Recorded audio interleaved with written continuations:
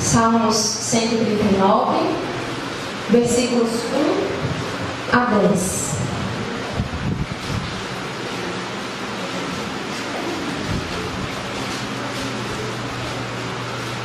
Salmos 139, versículos 1 a 10. Amém? Amém.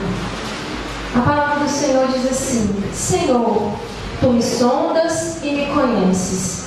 Sabes quando me assento e quando me levanto. De longe penetras os meus pensamentos, esquadrinhas o meu andar e o meu deitar, e conheces todos os meus caminhos. Ainda a palavra não me chegou à língua, e Tu, Senhor, já a conheces toda. Tu me cercas por trás e por diante, e sobre mim pões a mão. Tal conhecimento é maravilhoso demais para mim, é sobremodo elevado, não posso atingir. Para onde me ausentarei do Teu Espírito? Para onde fugirei da Tua face? Se subo aos céus, lá estás. Se passar minha cama no mais profundo abismo, lá estás também. Se tomo as asas da alvorada e me detenho nos confins dos mares, ainda lá me haverá de guiar a Tua mão e a Tua destra me susterá. Amém. Quero que você guarde esse texto aí. Nós vamos falar, fique com ele em sua mente, nós vamos falar dele. Agora eu quero que você preste atenção nesse comentário aqui de um homem de Deus. Quando o pai lava as fraldas e faz outra tarefa simples para o filho, e alguém o ridiculariza dizendo que é um tolo efeminado, escreveu Lutero: ele não deve se esquecer de que Deus, com todos os seus anjos e criaturas, estão sorrindo. Irmãos, a verdade é que quase tudo, se não tudo, que você pensa a respeito do que é ser pai, tudo que você acredita, o que é ser homem nos nossos dias, coisas assim que você diz: isso é instinto de homem, né? Homem é assim mesmo, nascer homem é assim, instinto masculino. O homem nasceu com esse gene já, sabe com as coisas que você fala assim a respeito do homem? Mas é natural do homem fazer isso, ter esse tipo de comportamento, ter esse tipo de pensamento, ser desse jeito. Homem é assim mesmo, todo mundo é igual. Não é assim? Existem certas coisas que você pensa, que nós pensamos a respeito de ser pai, de ser homem, nós achamos que é natural. Mas na verdade, meus irmãos, é que muito disso nada mais é do que produto de uma natureza pecaminosa e produto de uma cultura que vem se estabelecendo há alguns séculos, sabe, que tem distorcido essa imagem do que é o homem e vem pervertendo cada vez mais a verdadeira masculinidade e a verdadeira paternidade criados por Deus. A verdade é essa. Eu não tenho tempo de levar você a fazer uma retrospectiva histórica, de tudo que aconteceu e que vem acontecendo ao longo do tempo, que fez com que os pais e os homens de hoje sejam do jeito que são.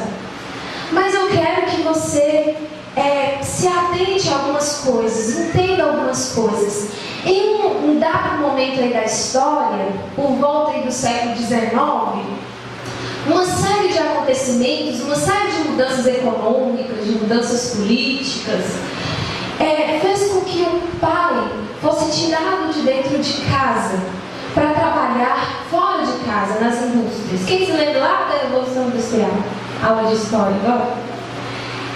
Antes, os pais trabalhavam em casa. O homem tinha um ofício, por exemplo, ele era um sapateiro, Pode ser qualquer coisa, um farmacêutico, pode ser ter oficina de seja o que for, podia fabricar roupa, qualquer coisa que seja. O homem tinha um ofício e ele exercia esse ofício em casa. A esposa auxiliava, os filhos auxiliavam, toda a família era envolvida naquele trabalho. Tinha uma loja e uma oficina ali na frente de casa, a casa ficava nos fundos ou em cima, e todo mundo fazia parte disso. os filhos iam para a escola, depois estudavam, depois vinham trabalhar junto. Dessa forma, o pai, ele era o verdadeiro chefe da casa. Ele era o pai presente que cuidava, que protegia, que educava, que ensinava. Porque ele estava ali no dia a dia dos filhos. O pai que disciplinava. Ele fazia isso juntamente com sua esposa. A esposa era a verdadeira auxiliadora idônea. Ela participava de tudo. Ela participava do trabalho, da criação dos filhos, dos afazeres domésticos. Ela fazia de tudo. Auxiliadora, verdadeiramente. Mas o marido era a autoridade.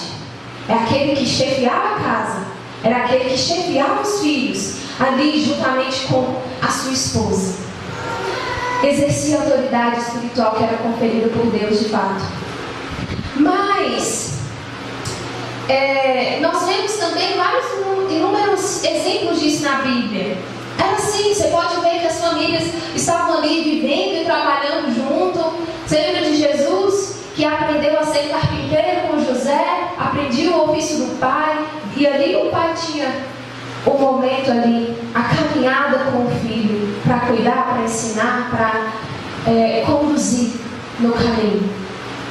Mas, meus irmãos, quando veio a Revolução Industrial e o trabalho foi tirado de dentro de casa, infelizmente o pai deixou de ser de fato o pai que ele é.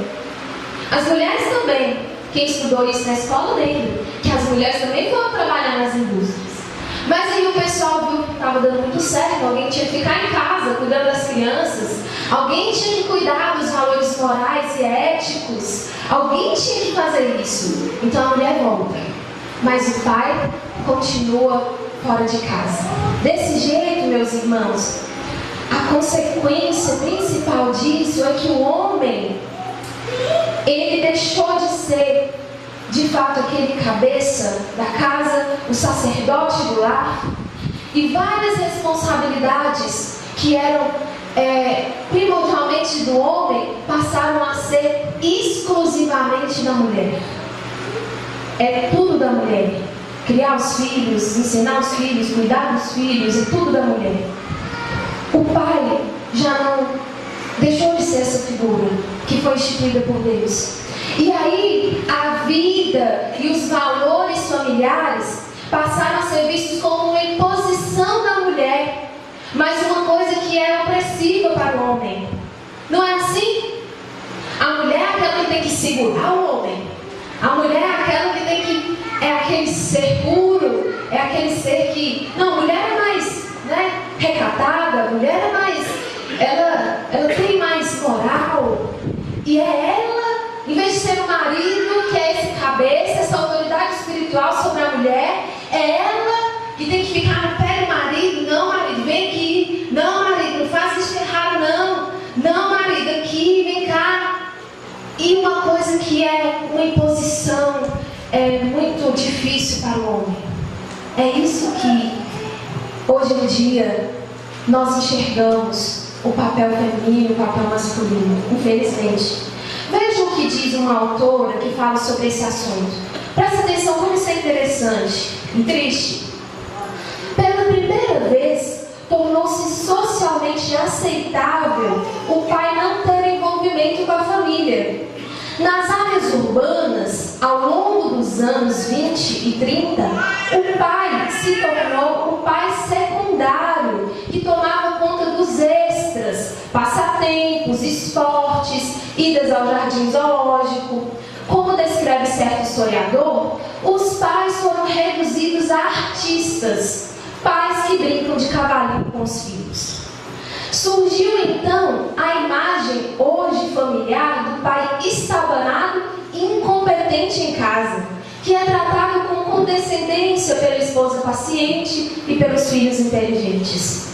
Essa imagem se popularizou em personagens de histórias como o Papai Urso, série popular de livros ilustrados. Quando a mamãe urso decide que a família tem que parar de comer porcaria, é o papai urso que surrupia seus lanches favoritos.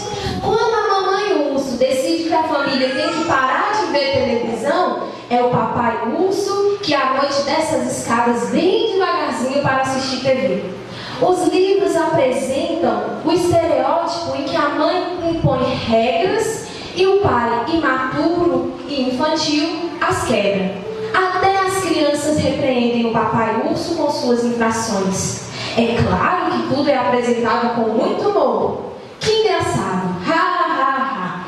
Vamos ensinar as crianças a se sentirem superiores aos seus pais incompetentes.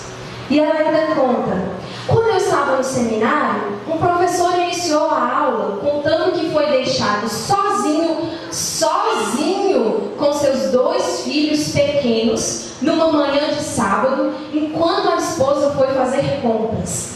Incapaz de conter o comportamento inquieto dos filhos, impôs a ordem colocando os meninos sentados no sofá, um em cada canto, enquanto ficava sentado de maneira rígida entre eles, proibindo que se movessem ou falassem até que a esposa voltasse e os salvasse. Todos os estudantes masculinos na classe riram e fiquei imaginando: quando se tornou socialmente aceitável a um homem cristão admitir que ele é incompetente como pai? Meus irmãos, não é assim. Não era para ser assim. Não foi assim que Deus moldou o homem que Ele criou a sua imagem e semelhança. Deus moldou o homem à sua imagem e semelhança. Eu quero que você não se esqueça disso.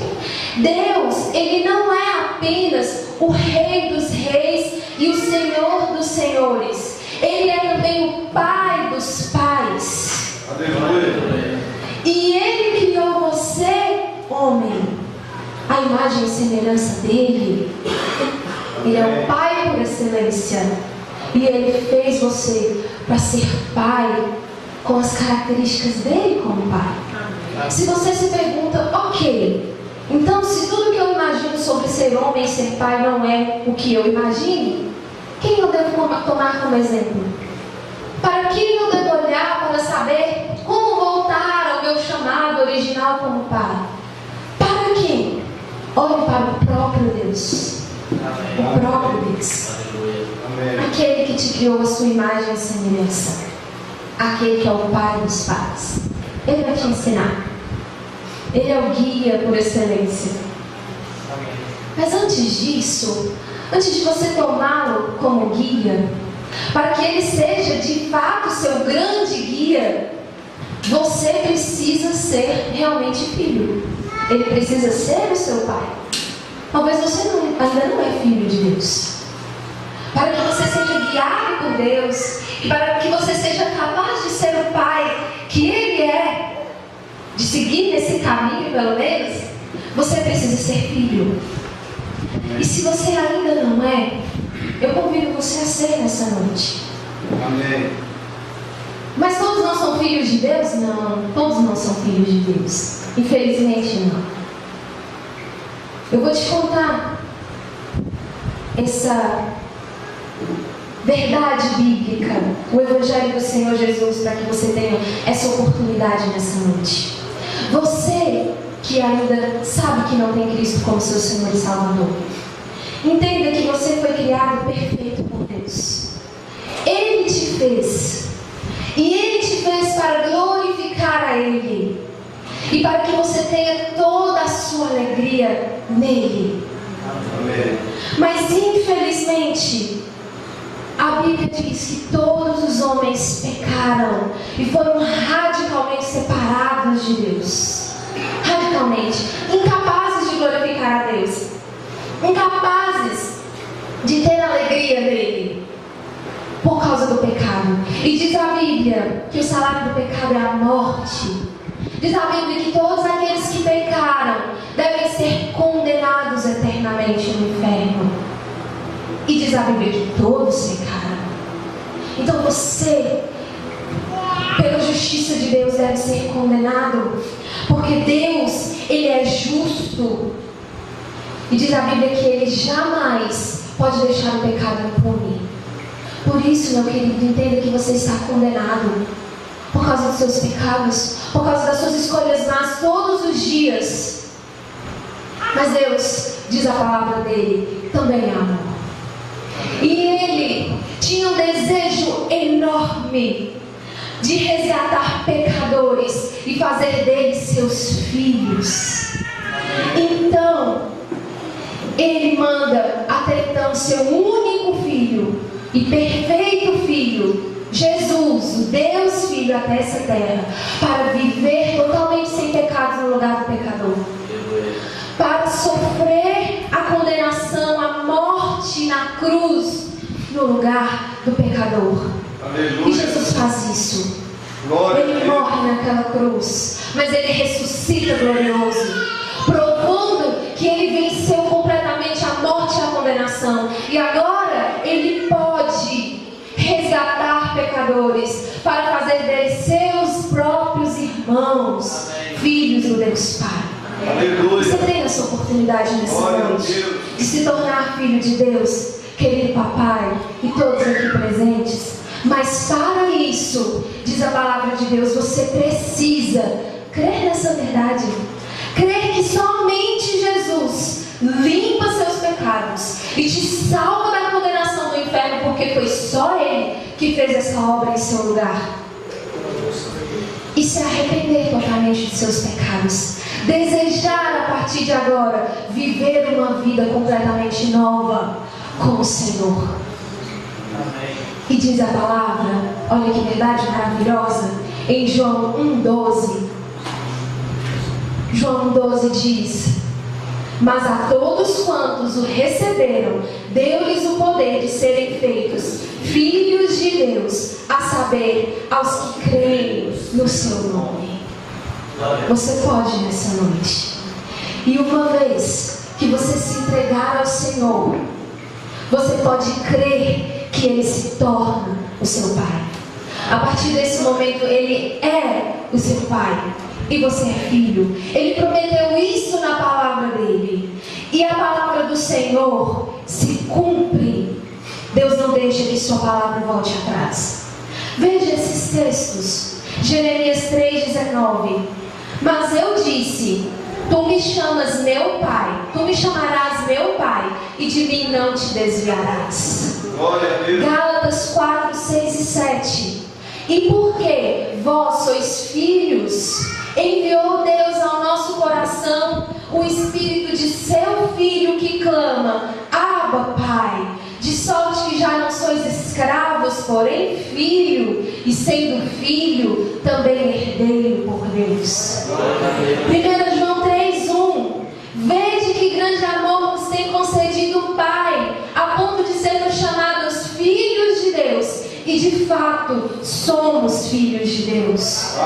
Em Romanos 8, 15 e 16. Porque não recebestes o espírito de escravidão, para viverdes outra vez atemorizados, mas recebestes o espírito de adoção, baseados no qual clamamos: Abba, Pai. O próprio Espírito testifica com o nosso espírito que somos filhos de Deus. Aleluia. Glória a Deus. E esse Pai, meu querido, Ele te chama então nessa noite para trilhar esse caminho, de dia após dia, se tornar para os seus filhos o Pai que Ele é para você.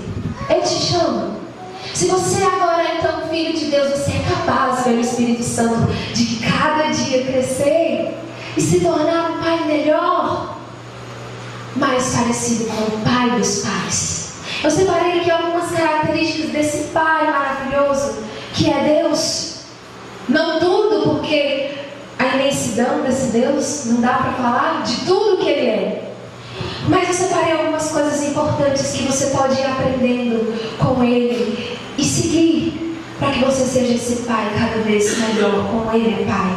Veja Isaías 64:8. Mas agora, ó Senhor, Tu és o nosso Pai. Nós somos o barro e Tu o nosso oleiro, e todos nós obras das Tuas mãos.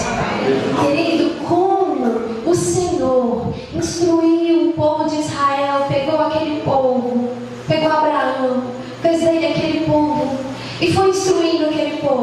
ensinou a lei para aquele povo, guiou aquele povo até a terra prometida.